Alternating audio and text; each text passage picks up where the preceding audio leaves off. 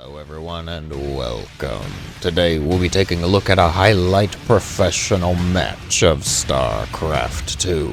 Joining me here, the lovely map of the day shall be Tokamak. The upper right corner, a blue Terran command center. It is Percival. And their opponent, the Zerg player, spawning into the bottom left here, the red drones of Scarlett. A TVZ, a ZVT, if you prefer. Of course, Zerg lovers, I suppose, can never count them out. A hopefully rather good macro-oriented match. I got the recommendation on this one. I saw the time on the replay. I am coming into this with a bit of hope, bit of optimism.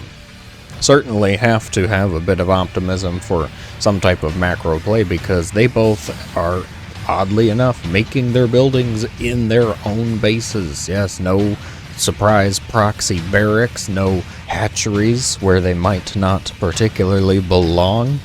I'd say grab a beverage, grab a snack, buckle up, buttercups. You know the drill though.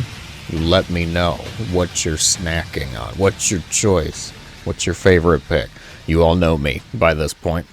We're going into the pro match. I've got my full bottle of water. No snacks because, of course, we have to maintain some semblance of decorum and professionalism here. Trying to run a show, after all. Scouting SCV heads across the map. We'll see that hatchery on the way. No, the natchery. I'm sorry. Did see completed natchery by the time it got there, so Percival's gonna know. Rather typical setup here for the Zerg. Pool done. Zerglings here. Reaper battle shall ensue. Oh, gets a kill. The TVZ dance we all know and love at this point. The Queen has finished though, which means Reaper's time ticking, ending. Best go home. Best slap on those Hello Kitty band-aids, feel a bit better. Reaper, once they're out of combat, of course.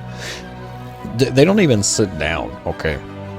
Think about the premise of that. They've got this healing mechanic so that when they're not in combat, they start to heal themselves up. So this man, while a jetpack is strapped to his backside, is just gonna sit there hovering, trying to suture wounds and put band-aids on himself, okay? That, like, Reapers, how did Swan put it? These guys are seriously badass. We gotta train more of these cowboy. Yeah, I'm inclined to agree. Clem figured it out. Clem knows.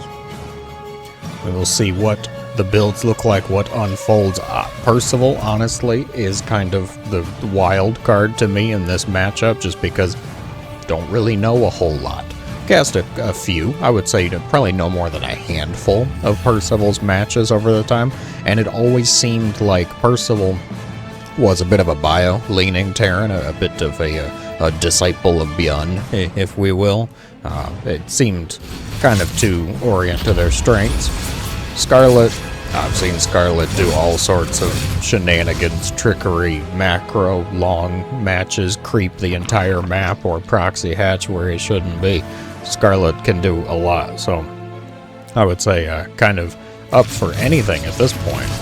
Cloaked Banshees appear to be the choice of the Terran, at least so far. Meanwhile, Roach Warren up before the lair. Is the lair? That is correct. There is no lair at this point, so Scarlett wanting to get those roaches out, get the roach ball rolling, I suppose. Not that roaches particularly roll, of course. That's more of a baneling thing, as you beautiful viewers know. But the idea, wouldn't that be fun? What if we give every Zerg unit the roll ability? Not ability like, you know, you have to click it to do it, but anything that gets its speed upgrade now rolls. That's what I'm talking about. So Zerglings, they start out running, of course, but they get their wings, they get their Zergling speed, they start rolling. Roaches, they're scuttling right now. Of course, there's no lair. Once we get roach speed, though, get that glial reconstitution, boom, roaches roll. Roaches. Yes, you heard me. Where's the Banshee? Oh, God. The Banshee's been, like, through hell and high water, half health. I'm over here talking about rolling roaches. Keep the trend going, though. Okay, Hydras. They get their muscular augments. Boom. Rolling Hydras. Ultralisks. Anabolic synthesis. Rolling Ultras. You tell me you don't want to see that. Okay, this has been quite the tangent.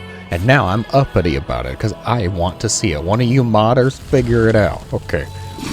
I will pay you nothing, but other than my eternal gratitude. Overseer morphs in, Queen's ready to dish out some vengeance. Over on the wrong Banshee, though. The Hellions start to pick off the drones. Roaches respond, Banshees are picked off. Focusing down the drones magnificently, though. 14 kills. Not too shabby. How many Hellions? 6?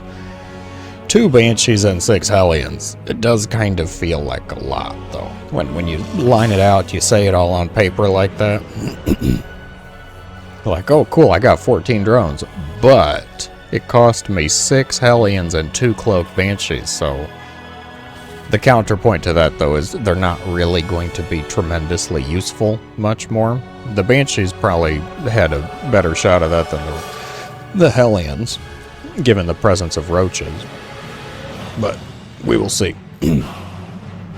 Composition's coming together for the Terran. Marine count is rising. I believe I saw Stim done. Yeah, Stim is done. Which means it's go time, lads. Okay, get everybody, come on, into the medevac. We're going now. But what about the +1? What about the shields? No. You've got your drugs. Come on. Start picking off these creep tumors. Start clearing the way for a future attack, perhaps. Roach Queen defense wombo combo will deflect the medevacs for now. Have to drop them back there. 1-1 about to finish up, so Marine's going to get a bit scarier there. Shields about halfway, and drilling claws. Not for our siege tanks, but indicative of what Percival wants to do. Bit of a high octane, a bit higher mobility type of play than going for siege tanks, weaving in the Widow Mines. Not too sure how I feel about Widow Mines versus roaches, but we are here, and I am still intrigued for it. Defense, fungal growth goes out. Scarlett with the surprise infestors here.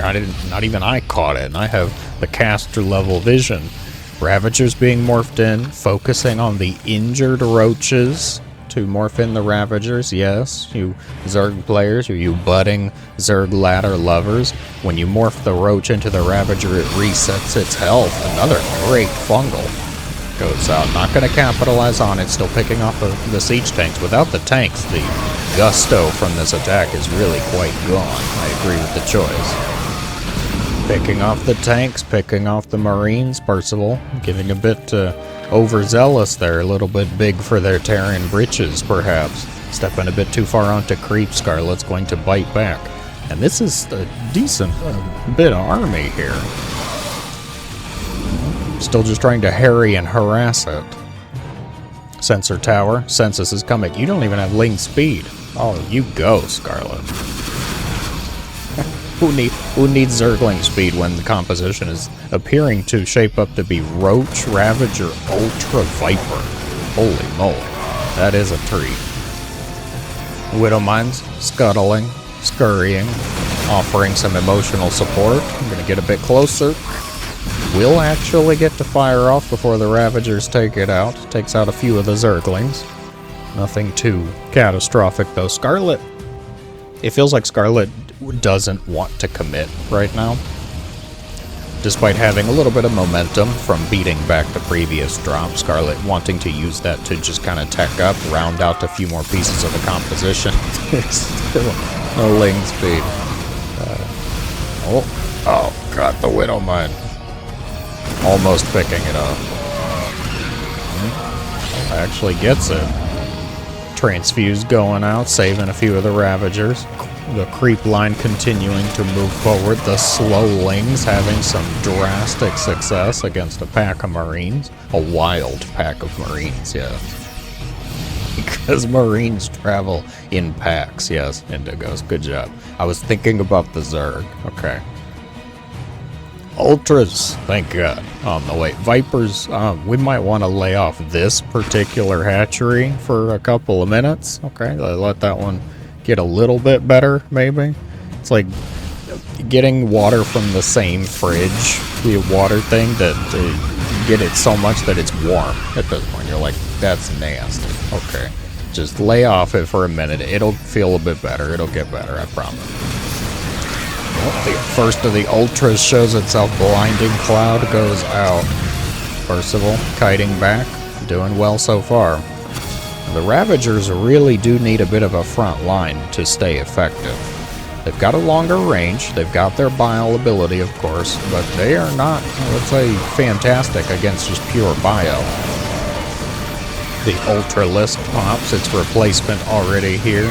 I'm loving the composition choice. The kiting back and forth. Percival struggling, trying to pick off that Ultra while keeping most of us alive. Another group on the far right side, though, gunning it for that hatchery. No drones here, though, so we'll just get the hatchery and probably not much else. The real battle, the real attack going on over here. Scarlett ready to commit, do a bit of battle. We don't mind. Thank gosh it hit the Zergling, not the Ultralisk. I would have almost felt as bad as throwing a paper ball at the Ultra. The group on the right still getting some damage done. An Ultra shows up, which by itself isn't going to do a whole lot. Maybe its friend and sibling can do a bit better. Transfuse coming in.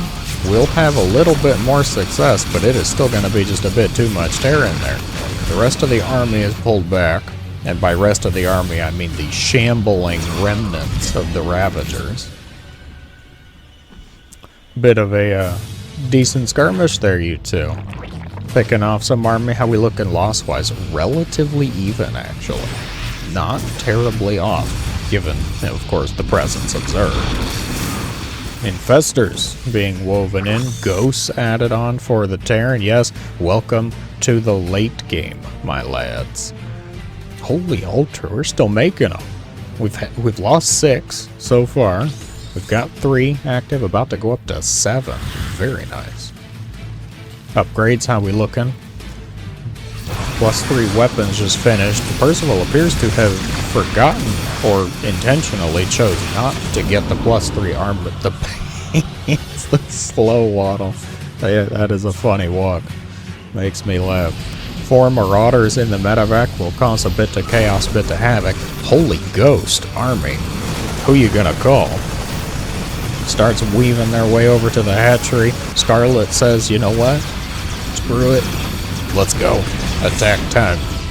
Bane's speed is still quite a ways off. We're going to be stuck with these slow waddle boys for a fair bit of time. The Ultras desperately trying not to step on any of them, I'm sure. Percival swinging in with an attempt and a hit. There's ghosts down here. Do they have cloak? I don't think so. I do not think they have cloak. They do not. Carpet bomb dropping the rest of them. The Zerg army finds them though. No creep needed, it would seem. Solid EMP hits one of the Vipers. Or is that its health? Oh, that's its energy. Okay. Very low energy Viper now. Very tired. In need of hatchery coffee. 6 hatches on the way. Good God, Scarlett. I mean, you've got the money, at the very least. Iron Bank being set up as well for Percival. I see the command centers turning into orbitals here, so they're both gearing up. It's still, I would say, relatively anybody's game. 15 minutes in. We've had a lot of Ultras, which makes me quite the happy caster. Didn't I already see a Nidus on the way? I'm guessing Percival trashed it. Dumpstered. Just like this in-progress hatchery. Scarlett does get the cancel, saves a bit of the cash from that, and is gearing up for multi-prong attack here. Siege tank. Don't think that was intentional target, but now in targeting down the Banes will be helpful. Right side attack going, not too terribly well. That's a lot of corpses.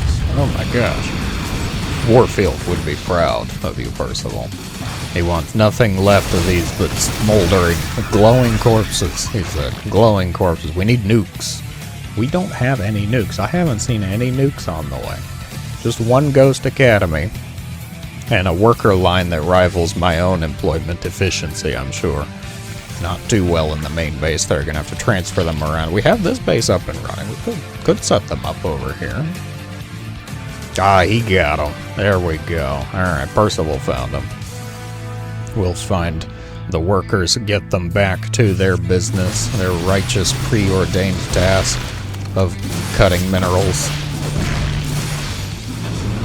Ultra defense working out so far on the left side, right. Gonna have a bit more trouble, a bit more problems. Hatchery will be lost. Percival finding the little wins here and there. That resources lost tab is getting more in favor of the Terran. But can the Nidus worm turn that around? I don't think there's anything in it. It's just a distraction. Nidus worm. Oh, Marauder. There's nothing even in it. This is just a look over here worm. Ha! Madest thou look. Blinding Cloud helping out for a little bit. Their fungal growth helping out even more. The biles onto the workers. Death from above. The sky is falling. Fire and brimstone collapse onto the mineral line. The command center will be fine, of course, because Terrans and their insufferable cheating jet engines are strapped to their buildings. We strap it to our soldiers, why not strap it to the buildings too? It's a fair idea, fair positive theory there. We don't mind. I think took a chunk out of the ULTRALISK, but otherwise doing okay. Lack of upgrades, you two. Oh, here we go. Okay, they're working on it. Building armor, +3 armor on the way, 3/3 for the Ultras. Has there been a lot of Zerglings too? It seems like it. Oh, okay, so mostly turning into Banes. Well, the melee attack will help out them too. Single medevac picked up here, ready to try to get a bit of drone damage. Siege tank set up there will stop the Nidus worm from ever coming into being. Fester burrowing. I don't think there's any neural parasite, but they can still get the jump on something. Liberators here to help out. Ravagers will try to deal with them, but is it going to be quick enough? They are doing a lot of damage to the ULTRALISKs. The Ultra is also getting separated, getting split off. It's not turning out too well here. Scarlett just kind of throwing away a lot of the army units. Not looking fantastic. Not quite fantabulous, I would say. The left side, bit more damage here. The Terran really pulling everything together here. The strings are being woven. Terran looking to get even farther ahead. +3 armor finished up, helping out the bio groups. Drop up into the main base here. Can he go for the hive? Oh god, don't deny the upgrades. I think it's enough Zerglings. Might at least delay them. Okay, we'll force them away. Scarlett, I think, gets to keep the upgrades. That would have been a disaster, though. To reset those. Drinking from the extractor. The drones paying the price. Not even a blinding cloud can go out. 20 drones fall to this group. That's a lot of damage. At this point in the match, look at the gas. There's just hardly any gas income at this point. We've still got a little bit here in the natural. This one still, in the main base, has a little bit, but the problem is actually keeping everything together. It's actually doing it. Good god, the Ultra count. 8? Right now? How many have we... 25 Ultras have been lost this match. Are you serious? That's a lot. That's a lot of investment into most people's, I would wager, favorite Zerg unit to see. Widowmine's forcing a pretty decent bottleneck there. A beautiful fungal growth goes out. We'll be able to catch some of it with the Bane. Scarlett having a little bit of success here, rolling them in. We'll have decent connections. The group up in the top side having success too. Command center is burning. Oh, picking up the bio group will sacrifice the siege tank to get the rest out. Buddy, just like one click to the left, and you wouldn't have been in the Liberators area. The command center's still on fire. We'll have to keep an eye on it. Will it burn? Oh god, there's Ultras. Oh, the SCVs are here. They do save it. It will not, in fact, burn. Terran supremacy showing itself once again. Resources lost? That is definitely getting more in favor of the Terran. Percival getting little wins here and there, it feels. Now that last hit was really good for Scarlett. The the worker count is dipping rather in favor of the Zerg. The question here, the wild card, is the mules. Also, look at this. Untouched, undisturbed mining base. Does Scarlett know? Oh yeah, there's a changeling staring at it. Oh, that's a big building there, boss. Yeah, okay. Scarlett does know about it, I guess.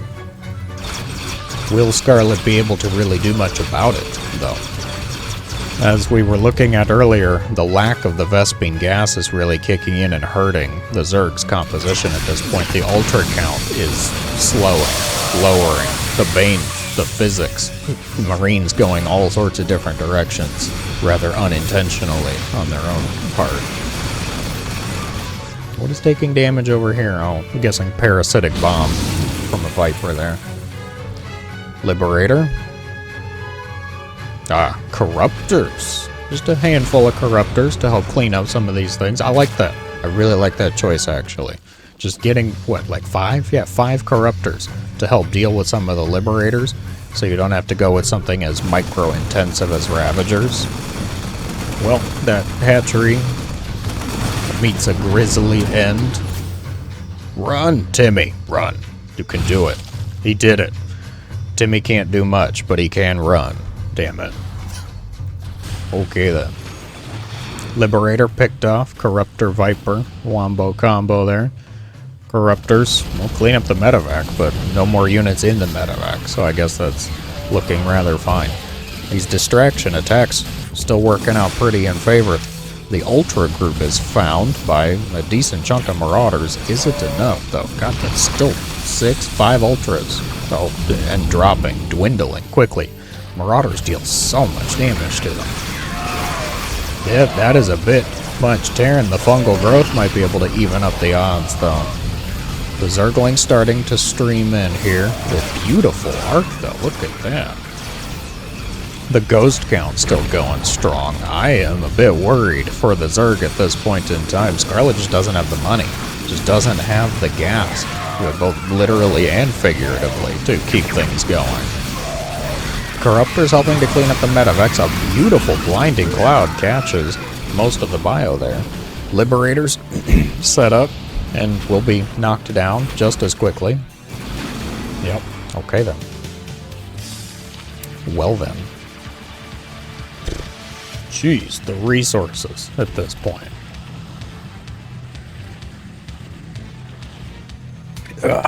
Nearly 100,000 resources lost for both of them total combined. The Zerglings brought down the rock tower, which is a choice. We're destroying the missile turret, which is another choice. You know, something you can do, something that can be done. Awkward.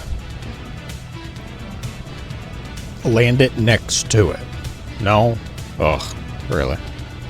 If it wasn't an orbital, I would say land it and make it into a planetary, but apparently not gonna happen. Percival has taken a moment, a bit of a respite to actually get the army together, and gotten an army together. They have 131 army supplies hitting the field. Scarlett probably gonna have down one choice here. Fungal growth goes out, the Ultra's trying to commit. It's a solid fungal. The EMP's gonna shut down the rest of the infestors though, and I think this is just way too many ghosts. Not gonna make it work. The snipes go out. A G followed by a G means we are going to have a Terran victory here. Beautiful game though, absolutely fantastic to see. Just a nice long macro TVZ brawl between these two. What was the final Ultra count? That is a fantastic question. Ultras. So we end the game, there's 0 alive currently. Were there any in production? Nope, 0, which means we can rest assured 43 ultras were made and lost. Keywords there. Good grief. Yep, we did cross 100,000 minerals thrown away by these two together. Absolutely wondrous match. Thank you for the recommendation. As always, if you enjoyed, be sure to let me know in the comments below. Thank you so much for watching. I hope you have a great day.